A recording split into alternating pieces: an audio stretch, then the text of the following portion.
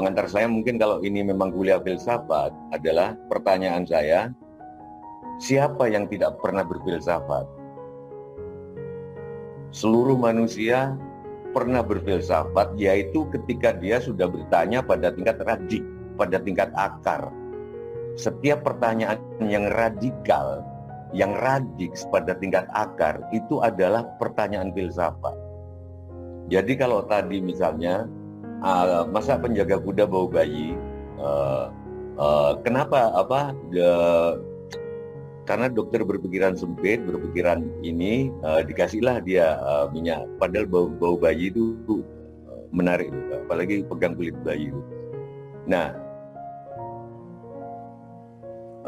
pertanyaan apa salahnya orang dewasa kalau bau bayi? Itu menurut saya sudah pertanyaan filsafat.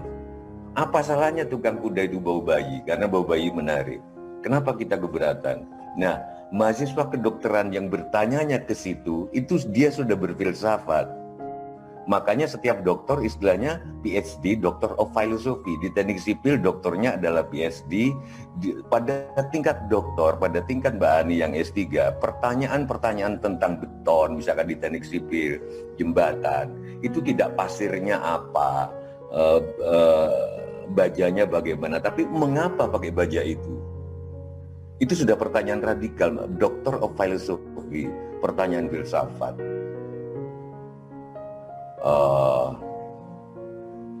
Ketika saya bilang bahwa kenapa Bung Karno lebih suka dilayani oleh dokter yang tidak berpengalaman,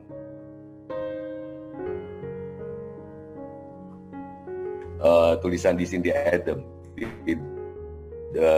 buku penyambung lidah. Karena kalau berpengalaman pasti dia sudah tua. Gitu loh. Bung Karno itu nggak mau dirawat oleh dokter yang sudah tua, gitu loh. Kalau disuruh pilih, jadi pada waktu kunjungan ke Rusia, Bung Karno sakit, terus protokoler Rusia bilang, tenang Bung, kami akan sediakan dokter yang sangat berpengalaman. Bung Karno malah stres. Berpengalaman berarti udah tua banget ini, gitu. Dia pengennya yang belum berpengalaman. Nah, terus tapi ini akan menyangkut pertanyaan filsafat. Kenapa dokter yang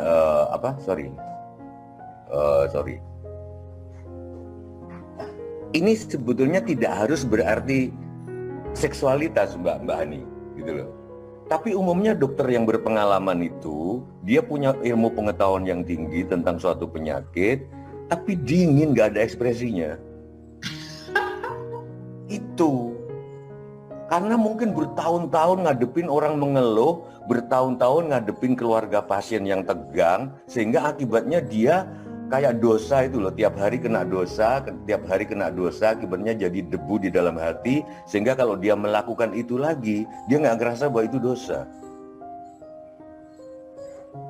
Nah ini, jadi pertanyaan filsafatnya, kenapa di dunia ini selalu ada paradoks? Itu sudah pertanyaan filsafat. Kenapa setiap hal di dunia semuanya paradoks? Dulu waktu zaman demokrasi, kita zaman kerajaan, lalu mahasiswa dan mahasiswi, kita semua protes karena kekuasaan berlangsung dari darah biru ke darah biru. Maka terjadilah revolusi Perancis, terjadilah republik, terjadilah demokrasi. Tapi toh akhirnya kejebak lagi di dalam demokrasi, kekuasaan cuma bergeser dari orang kaya ke orang kaya, atau orang miskin yang ditukongi oleh orang kaya. Kita disuruh menghirup oksigen, ini yang contoh yang paling sering saya, karena kalau nggak menghirup oksigen kita mati.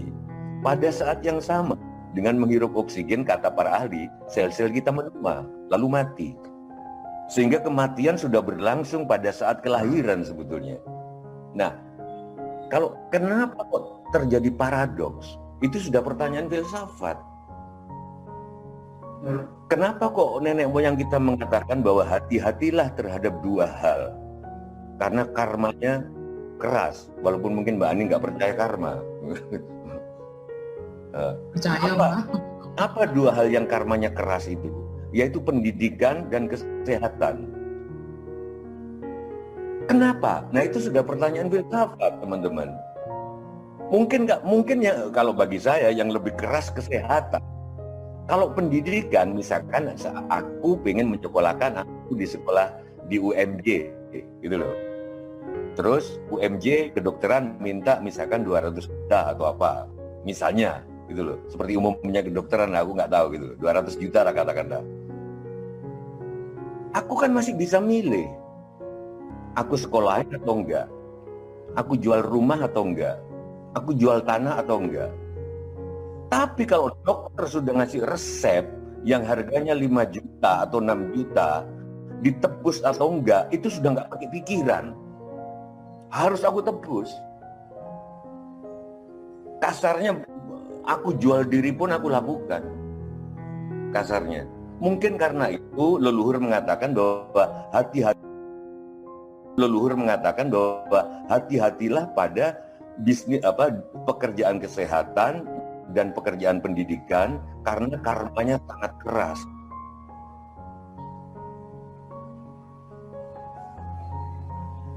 Nah, pertanyaan-pertanyaan itu pertanyaan filsafat. Apakah ini anestesisnya pakai A, B atau C? Berapa jam sebelumnya dan lain sebagainya, itu bukan pertanyaan filsafat, itu pernyataan teknis. Tapi begitu dilakukan, kenapa manusia ini harus kita tolong? Itu sudah pertanyaan filsafat.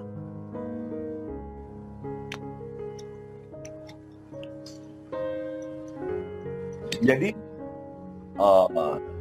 saya ketika posternya dibikin kuliah filsafat, sebetulnya Mbak Ani ini ada-ada saja. Saya agak malu sama profesor filsafat dari Triakara, itu dari, waduh, ini Sujiwo Tejo ini pendidikannya bukan filsafat, kok dikasih judul kuliah filsafat. Tapi ya udah, mungkin ini mau lucu-lucuan aja, ya udah nggak apa-apa. Tapi mungkin aku ada pembelaannya. Karena kenapa kuliah filsafat? Pertanyaannya adalah, siapa yang tidak pernah berfilsafat? Bahwa misalkan Mbak Ani menikah dengan siapa gitu, atau mahasiswa menikah dengan siapa gitu. Pertanyaannya, jodohnya dari mana, suku apa, pekerjaannya apa, itu bukan pertanyaan filsafat. Kapan nikahnya? Ini hal yang sangat dihindari oleh mahasiswa kedokteran karena biasanya sibuk jaga, nggak mikirin pacaran. Mahasiswa kedokteran tuh nasibnya hampir kayak mahasiswa arsitek. Kayak Ridwan Kamil, itu tugasnya banyak banget arsitek itu, nggak sempat pacaran. Nah mungkin apalagi di pandemi kayak gini, ada yang jaga di rumah sakit itu, ada yang itu kapan pacarannya? Nah, kirapnya bagaimana? Pengantin turun nanti dikirap pakai monggang Jawa, bodong ngorek, nong neng neng nong neng neng nong, atau pakai gebugiro, nong neng nong neng neng nong neng nong neng nong, atau pakai dinding badinding atau apa? Itu bukan pertanyaan filsafat. Tapi begitu pertanyaan, kenapa manusia harus nikah? Itu sudah pertanyaan akar, pertanyaan radikal. Untuk menghindari seks bebas. Kenapa tapi dalam pernikahan masih juga banyak seks bebas? Kalau tujuannya menikah hanya untuk menghindari zina. Ya, ini pertanyaan-pertanyaan filsafat. Jadi sekali lagi, kami semua, kalian, aku, Dr. Ani Hasibuan, sebetulnya sadar atau enggak setiap hari sudah hampir setiap saat berfilsafat pada tingkatannya, karena menyangkut akar.